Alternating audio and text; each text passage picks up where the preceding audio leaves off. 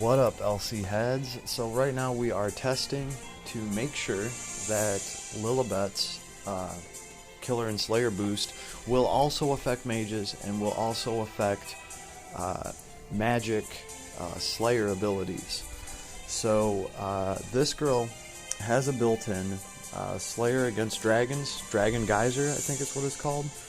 So we're going to look at the damage that she's doing, and then we're going to put Lilebette in. It's going to be nice and easy. If we put Lilebette in, we should be able to do more damage with her magic because this guy is a dragon. It'll actually increase the damage cap too. So here we go. We're going to hit with Spike Freeze, and I think it's going to be like what? Yeah, 29,000. We're capped at that. That's what we're going to do. 29. Look at all those 29s. So I think that if we bring Lilebette, we will actually be capping higher than 29. And I don't have Ice Mega Boost on her yet. Or she'd be capping for 31 right now. And that makes a big difference. You know, you stack an extra 4,000 or 5,000 to a character's damage cap. That's always hitting for damage cap. I mean, good things are going to happen. You're just going to do a ton more damage. So here, let's put her in. It was clear as day that we were hitting for 29,000. That's right, she's at the very top. So, we should see it on the character. Alright. Thing with mages, though, is, remember, she's only going to give this buff to one character, so it's going to be a little bit tricky with the mage, because if you bring somebody else with a higher attack, they're going to snag the buff instead of her. Might as well throw Beast Hunter. Already I can see the physical, where is it? Alright, right here at the very bottom, the last two. Killer Slayer damage boost, so Killer Slayer damage dealt is boosted, obviously, and then Killer Slayer cap boosted. Boost Killer Slayer damage cap. That is awesome.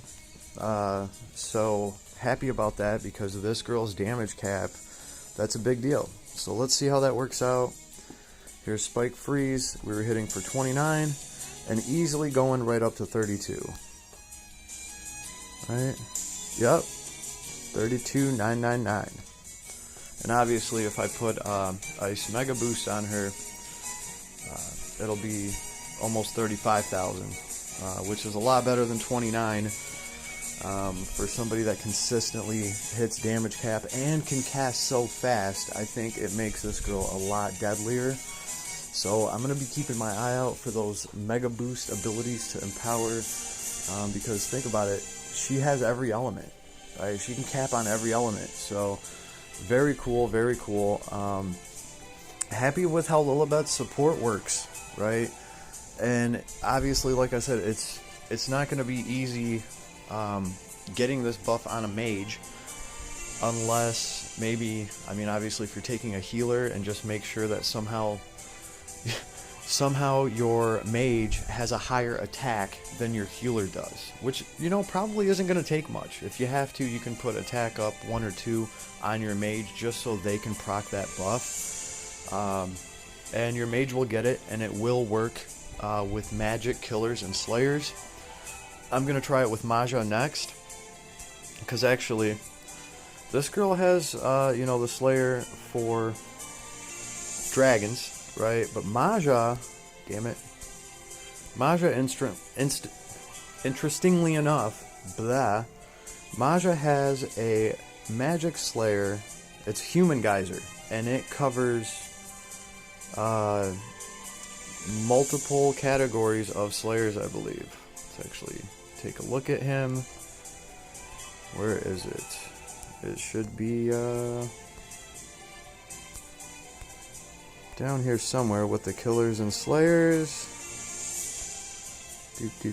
Human Geyser, right? And this is magic attacks are effective against humans, so soldiers, knights, snipers, and sorcerers.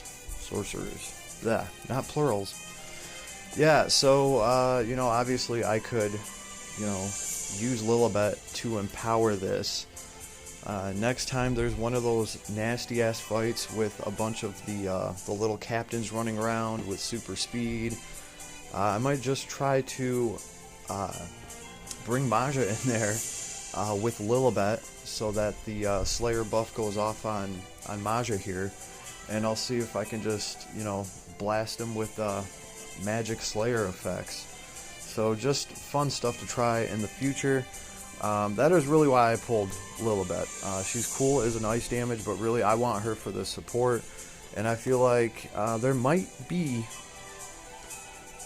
some cheese-worthiness to her, just because of how she can empower, you know, a mage like Maja. Because really think about this, not only are you empowering Maja with his already crazy-ass magic, or Angela, right?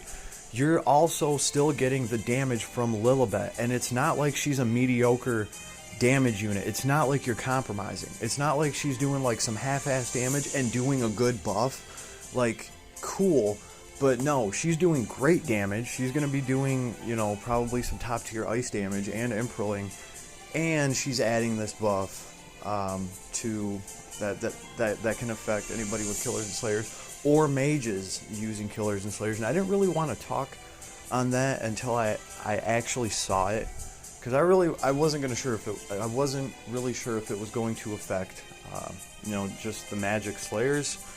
And you know, there was no other way for me to find out other than to actually try it out. So this was it. I'm very happy that it works this way. I really am.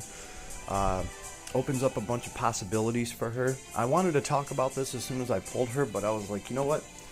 I better make sure it actually works with, you know, magic Slayers, because who knows? Who knows? Well, we know now because it does work. That is good news and very awesome.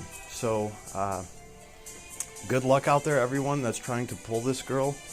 If you're trying to do some cheese-worthy stuff with Killers and Slayers, yo, 30% is a lot. So I will see you out there. Best of luck to everybody. I think you got 14 days left. Later.